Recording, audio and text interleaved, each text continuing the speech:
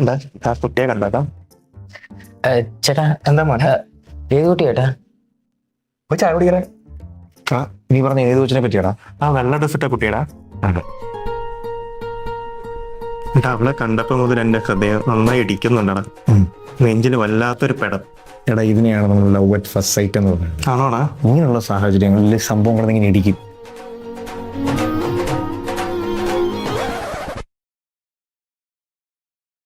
അതെ, ഈ ഹൃദയമിടിപ്പ് കൂടുന്നത് പ്രണയം കൊണ്ട് മാത്രം ആവണമെന്നില്ല. ചിലപ്പോൾ അത് ഹൃദയാരോഗ്യത്തിൻ്റെ ചില സൂചനകളും ആവാം. നമ്മൾ എന്തെങ്കിലും വ്യായാമം ചെയ്യുമ്പോൾ, അല്ലെങ്കിൽ ഭയമോ ദേഷ്യമോ ഒക്കെ വരുമ്പോൾ നമ്മുടെ ഹൃദയമിടിപ്പ് കൂടുന്നത് ചിലപ്പോൾ നോർമലായിട്ട് തന്നെ ഉണ്ടാവാം. എന്നാൽ ഹൃദയത്തിൻ്റെ ഒരു കാരണവുമില്ലാതെ ഹൃദയമിടിപ്പ് കൂടുന്നത് ചിലപ്പോൾ ഹൃദയാരോഗ്യത്തിൻ്റെ ചില ദോഷവശങ്ങൾ കൊണ്ടാവാം. ചില സാഹചര്യങ്ങളിൽ ഒരു കാരണവുമില്ലാതെ ഹൃദയമിടിപ്പ് കൂടാറുണ്ട്. അപ്പോൾ നമ്മൾ അതിനെ ടാക്കിക്കാർഡിയ എന്ന് വിളിക്കും. ഒരു മിനിറ്റിൽ 90 100 കൂടുതലോ ഹൃദയമിടിപ്പ് വരുമ്പോഴാണ് നമ്മൾ ടാക്കിക്കാർഡിയ എന്ന് വിളിക്കുന്നത്.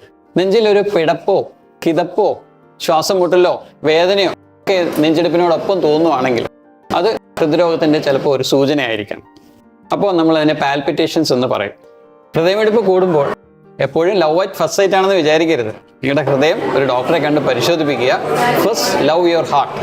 ഓക്കെ, ഇനി ബാക്കി പരിപാടി നടക്കട്ടെ.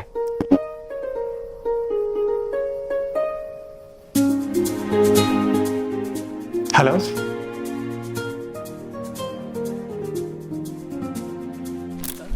Don't miss a beat. നിങ്ങളുടെ ഹൃദയത്തെ ശ്രദ്ധിക്കുക. ഒരു മിടിപ്പ് പോലും തെറ്റാൻ അനുവദിക്കരുത്. നിങ്ങളുടെ ഹൃദയമിടിപ്പിന് എന്തെങ്കിലും തകരാറുണ്ടെന്ന് തോന്നിയാൽ ഒരു ഡോക്ടറെ നിർബന്ധമായും കാണുക.